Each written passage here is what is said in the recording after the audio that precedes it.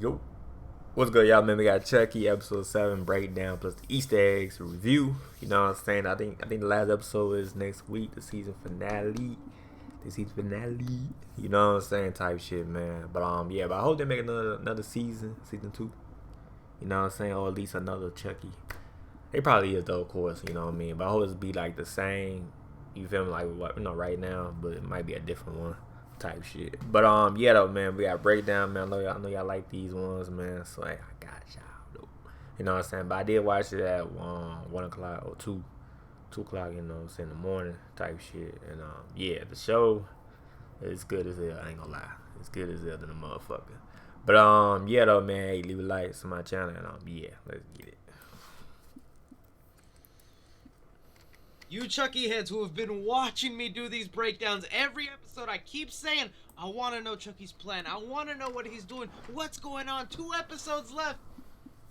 Jaw to the ground with that finale. Yeah, we know. Yeah, he kind of like he built a whole armor of Chucky, something like that. He doing like he got like a whole armor of Chucky dolls, and they all like got sold and shit type shit though. Yeah. That's Chucky's what you're doing, plan though. is awesome. Hello, Chucky fans. Thanks so much for clicking on this video. My name is Chucky Boy. Episode 7 of the Chucky TV series has now premiered, and here we finally get a taste of what Chucky's plan is. This entire time, I was not disappointed, and trust me, I thought I was going to be close to being disappointed with them literally waiting to almost the last episode to reveal it. So what I'm going to do here for you guys is giving you my breakdown of the Chucky TV series, pointing out little Easter eggs you might have missed. Honestly, just my spoiler review and recap of this episode. But I'm also need the cult, you Chucky heads down below, to give me your opinion. What do you think of this reveal about Chucky's plan? I know some people are a little bit confused to what exactly went down. I will explain it all, as well as give me your thoughts and predictions to how the series could end next week. Yeah. And just as a quick shameless plug, some of you guys know I've been dealing with... Yeah, I was about to say, damn, what happened? Like, did he link something, like, on his account? It's got suspended. He probably did, like, I think Spider-Man shit, probably. I don't know what happened. But yeah, I heard about Twitter that. account where I had to restart and make a whole new one. So if you Chucky heads out there would do Chucky Boy a huge favor and go follow that new account, it would mean the world to me. But now that aside, so with the opening for episode 7 of the Chucky TV series, we find ourselves at the wake for Aunt Bree, where the Wheeler household is suffering in pain at her loss, with everyone in town. And this dude right here acting like this like his brother, folk. No cap, drinking and everything. No cap. Still believing she committed suicide, even though we know it was actually Chucky who pushed her. But shit. Jake and his family aren't the only people currently suffering. As we see outside, Jake goes ahead and sees Devin coming in to pay his respects. But the show begins to reveal to us what Devin is currently feeling right now, dealing with the aftermath of losing his mom, surprising Jake a little bit and making it clear that he kind of just wants to give up on the situation and does not wish to pursue Chucky any further because he's already lost everything he could, his mom. But just as the trio is having their conversation on what to do next, we see... But he not his ass out. He like it. Bow. I'm like, God damn. Shit. He like... One hit look. He like just one hit. Junior storming out of the house, making a straight target for Jake, taking it a step further and punching Jake in the face, having his father come in to break the two up, right at the exact time that Tiffany Valentine decides to crash the funeral, walking up to Logan Wheeler, Junior's father, paying her condolences and giving him one big kiss. Now, a lot of us saw this in the preview for this week's episode, and we were all wondering, oh, is this the connection that Chucky has to the Wheeler family? Yeah, I was kind of weird about it. I'm like, what the fuck going on with this shit? Like, how'd you come in this, you feel me? He just saying like this. Like, the fuck? Is Tiffany like an old love interest of Logan? When we really come to find out that no, they're not connected at all, and Logan just fell victim to Tiffany's beautiful charms, where I think any straight man is not going to be denying a kiss from Tiffany. Bringing us to this week's title card that is just Easter egg filled with tombstones of Chucky's victims, where we have Bree Wheeler, Jake's aunt, Kimberly. Outside of it, I was thinking of it though. But yeah, I see it. They got Evans, Lucas. That's Devin's mom. Lucas Wheeler, that's Jake's father. We have Oliver Hayden, the classmate of Jake. We have Sarah Pierce, that's actually Nika's mom, who was killed off in Curse of Chucky. Howard Fitzwater, that was actually the wannabe goth guy who was trying to get at Tiffany in Bride of Chucky. Down here we have Tony Gardner, who is actually one of the puppeteers and tasked with creating a lot of the Chucky dolls in in this series, but was actually killed in Seed of Chucky. Eddie Caputo, who we got to see the origin of how Chucky met him in this series. Even pulling back a little further, you have Redman, the rapper, who was killed in Seed of Chucky. I'm sure there's a plethora of other names and victims from Chucky's past, but that's all I can see on my screen for now. From there, we cut to a flashback scene of Chicago, in 1988, and this should be a pretty significant year for Chucky fans, because 1988 is the year the first Child's Play movie came out, essentially when that first movie took place. So it seems now we're finally leading up to events that led Charles Lee Ray to eventually end up in that Chucky doll, where we see Charles and Tiffany moving into their first apartment in Chicago. I'm going to be really curious to see how they connect this in next week's episode, because Chucky fans should know that around this same time, Chucky kidnapped Nika's mom and was hoping to start a family with her right before he ended up getting caught by the police. So we'll see if they blend that in here. From there, we get back to our legacy characters, Andy Barkley and Kyle, who are still on their way to... Yeah, no, Andy left her ass, though. I don't know why, though, but he left her ass, though, right in the gas station. Hackensack, New Jersey, to go help out Jake. I thought it was really interesting. After all these years, we still get a little bit of character development from these characters that we've known for so long. Like one I wasn't expecting. Turns out Andy Barkley is a bad driver, so bad Kyle is afraid to let him take the wheel. But when our legacy characters stop at a gas station here, we get a minor little Easter egg to the events of Child's Play 2, where if you remember, Kyle was a smoker. At one point, Andy being so curious that he took his... Welcome to Hope USA. Real places where Wells Fargo and small businesses are working together to help bring hope to the streets of our communities and beyond.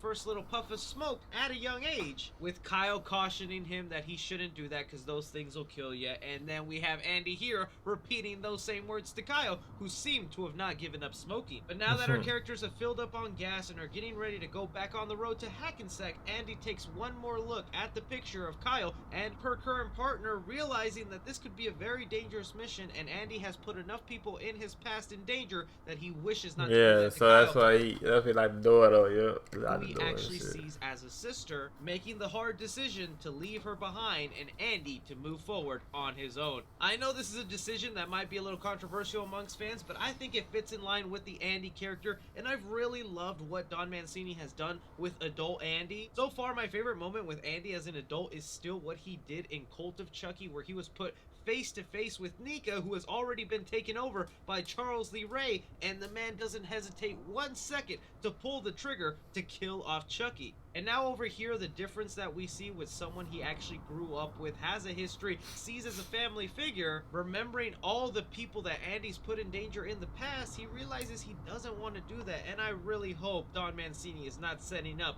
for the death of Andy Barkley, because that... Yeah, that's what I was saying, like... He like he about to die too, because we saw like on the last couple seconds he came in the house and he like, well, now look, this is a big kill, so I don't know, man. He's setting himself up though, but yeah, but we see it on the last episode though. That would break my heart. From there, we cut to Devin, who is packing up his belongings in his house, getting ready to move in with his aunt and uncle. As this is happening, Jake walks in to try and talk to Devin, because he obviously sees that he's troubled, where we get further elaboration that Devin is just done with this detective life, does not want to get involved with Chucky anymore, and I felt like this was really strong character change for Devin, but it actually worked. Like, the man lost everything he could with his mom. We gotta remember, he's still just a kid, and as brave as he is, I think... Yeah, you gotta realize they middle school, so it's like, damn.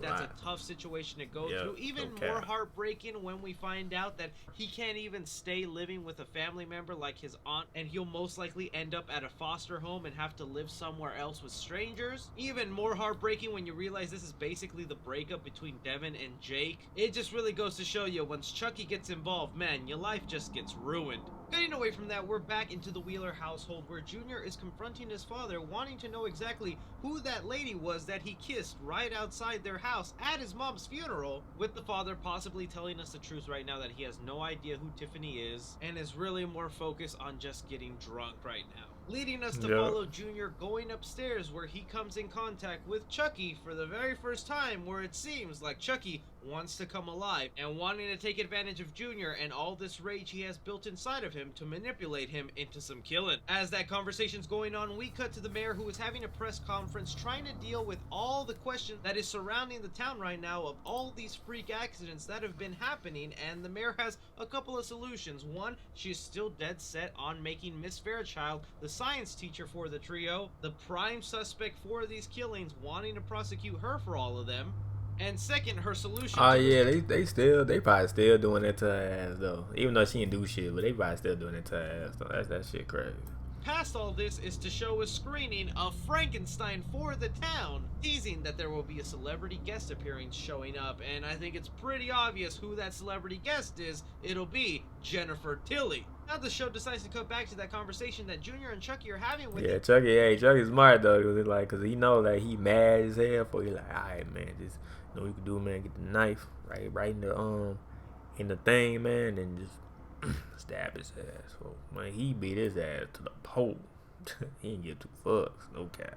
Each other, and I gotta admit, as a fan watching this show kind of go down, it was kind of weird just to accept the fact that Junior is okay with a Chucky doll being alive and talking to him. You would think he would kind of put two and two together and realize that all the murders going around. Yeah, that's what I thought, but he didn't really think of that. He just said, "Fuck it," you know what I mean? He just go along with it. Cause at first I thought like, okay, now he, you feel me? But I don't know, he just gone along with this shit. Right now are because of Chucky and not his cousin Jake, but I guess that's something we have to forgive right now because he's dealing with a foggy cloud of his mother's death and hating on his dad right now, and Chucky is using that to his advantage. That's why I said, bro. He's smart as hell, though. Wanting to call his dad a cheater and a bad husband, and it's the reason that it led his mother to commit suicide, hoping that Junior will take all this anger and frustration and finally use it to kill somebody off like Chucky has been trying to do all season. As Junior is getting the final bit of advice from Chucky, we do see that Jake has decided it's probably best that I leave everyone behind because maybe all of this is happening because I'm around everyone. He took that money off too. Doesn't want to cause any more pain and decides to run away. And as Jake is making his way downtown to the bus station to find a new place to live, we do see that Devin gets one last bit of detective spark in him where he decides it might be a good idea to go check out Chucky. Like, dang, I gotta go to his house. But then he got settled though. His childhood home for a bit of clues to figure out what exactly is going on. Segueing us to another flashback scene in Chicago of 1988 where we're starting to see some of the cracks in Chucky and Tiffany's relationship, like what usually happens when this holiday season, you can get them the usual, or you can get them Zazzle. When they spend too much time together, and Chucky did the unthinkable and cheat on Tiffany with killing someone else without her being present. I thought this was kind of funny. And Charles don't get two fucks too. And cheesy the way they were playing that off. Don't get two when fucks. Was the last time you took me for dinner and a murder? Just like couple goals to the fullest right here, but I assume Chucky running off right now is probably him headed to his second family, aka Nika's mom, who he has locked away. That will in turn eventually lead him to getting chased by Detective Mike Norris and ending up in the toy store where he confronts the good guy doll that he'll have to possess. Back in the present though, we see that Junior is outside his house as Tiffany Valentine has decided to pull up in character as Jennifer Tilly, the superstar. And it's also worth pointing out the Easter egg here that Tiffany's character brought Swedish meatballs. If you remember in Bride of Chucky, that's actually one of Chucky's favorite dishes that Tiffany makes, and now we kind of see that coming back into the show. We go back to what Jake is doing in town, waiting for his transportation to leave the city. Yeah, you saw the Chucky doll. That's why he came up to the man. When he sees someone walking with a good guy doll box. Him deciding to follow the man and bribe him into giving him the doll and where it was going to, believing that it's probably already possessed by Chucky to where he even tries smashing the doll. But as of right now, it looks like no one is possessing the doll at the moment. Cutting us back to Devin, who has finally made his way into Charles Lee Ray's childhood home where he finds Nika strapped and duct taped up. And something I'm still kind of confused about what exactly is going on, because last episode it seemed like Tiffany really wants to be just with Nika and not necessarily Chucky, yet Tiffany is still wanting to be pretty loyal with the plans that Chucky has right now with helping him out in manipulating Junior and doing all this stuff with Logan. Either way, Devin sees a woman in distress and decides to help her out, only for us to find out this was actually Chucky the entire time. Yeah, first it was her, Tiffany, I think that's the name, right? Yeah. And now she transformed, back to the Chucky doll version of him. Charles Ray. So that's why, but he didn't know, you know what I mean? He just, he saw somebody like, hey, let me help you out type shit. Pretending to be Nika. And So I'm like, help. It's a great little transformation of Nika doing the Chucky laugh, grabbing Devin's taser and knocking him out, strapping him to the chair. It's here where the show takes us to Lexi's house, where Jake has decided that something fishy is definitely going on with this Chucky doll, informing Lexi of everything he knows of what's going on, them finding out that this doll was actually going to be delivered to Charles Lee Ray's childhood home. Not only that, but them also finding out that's actually where Devin is currently located. They know something's definitely going up and start making plans towards heading over there. Leading us to the finale of this episode that I gotta admit, I loved every second. That dude died of being drunk. He died in a sad way. Because he was drunk and he died. Of where we have Junior's father coming in to talk to his son, starting and off Jordan didn't give 2 fucks. with Chucky turning his head exorcist style, saying his famous line to Junior's dad. All of this back and forth, building tension between Junior and his father. It was really kind of wild just to see Junior hold up Chucky to his dad that way, and even the way his dad kind of turned on him, where he started saying some horrible things about his mom, calling her a quitter for supposedly killing herself, and believing the same things about his son. That's when I knew, oh, this character's definitely dying, because you don't just say stuff like that in a horror movie and get to survive after it. And sure enough, right as Junior's dad is walking away, he finally makes that decision. You don't insult my mom, man. I am beating you to death with this Chucky doll. And just some of those POV shots we get of Chucky's face getting hit back and forth on the dad, I thought were really brilliant and so well done. I could not believe that Junior actually ended up being the one to take Chucky's advice and end up killing. Well, nobody else takes advice but him. I mean, I kind of figured Junior gonna take his advice because he fed up. That's why. He just fed up. But that isn't the last of the surprises of this episode, because we finally get an idea of what Chucky's plan was this episode, and it turns out him wanting to manipulate one of the kids in Hackensack to kill somebody else was all part of a ritual. That is exactly what we're seeing go down here. Facts. That's why all the dogs woke up type shit. So many fans theorized to why Chucky was so obsessed with wanting to make one of the kids of Hackensack kill each other, whether that was Jake on Lexi, or Lexi killing her parents, or Lexi's little sister killing her older sister. It wasn't because Chucky is just a sadistic killer and wants to see someone else turn bad like he does out of boredom. No, he needed to do it as part of a voodoo ritual. That's why we see as soon as Junior kills off his father, all the other Chucky dolls they woke up of Devin at Charles Lee Ray's home, and they all woke up and shit. And the one Chucky doll in Lexi's counter come to life is because the ritual was complete of a kid killing off someone else. This was most likely needed because we were already seeing the effects of Chucky splitting up his soul in multiple parts, where he couldn't even control it inside Nika, and that's why she was flipping back and forth from Nika to Charles Lee Ray. Chucky came to Hackensack, the same place he was born a killer, to try and raise another one. The only thing left to wonder right now is if that's 100% what Chucky's plan was, or that was only half of his plan and he's gonna complete the rest in the next episode, because we do know what he wanted to do, but now the reason why... They got Andy for I hope he don't die though. And I hope Andy don't die though. Damn. Why is he still trying to get revenge on someone else, or is this just all he wanted to do and now next week is just gonna be a complete bloodbath? Last thing I'll say is I was so scared I was gonna be disappointed with the motives of Chucky this season, because I'm like, they were just waiting too long to reveal it. I didn't think it was going to be satisfying if any one of these characters turned out to be a childhood bully or something that he had to get revenge on, but now knowing exactly what he was trying to do and it was in front of our eyes the whole time, I'm like, yo, this show's good. But I'm gonna leave it up to you, Chucky fans. What did you think of episode 7 of the Chucky TV series? Do you like this little reveal? What do you think of them expanding out the voodoo lore a little bit? Anything and everything, be sure to like, subscribe, follow me on Twitter at 3CFilms or on TikTok at 3CFilms. But as always, I'm Chris. Take care.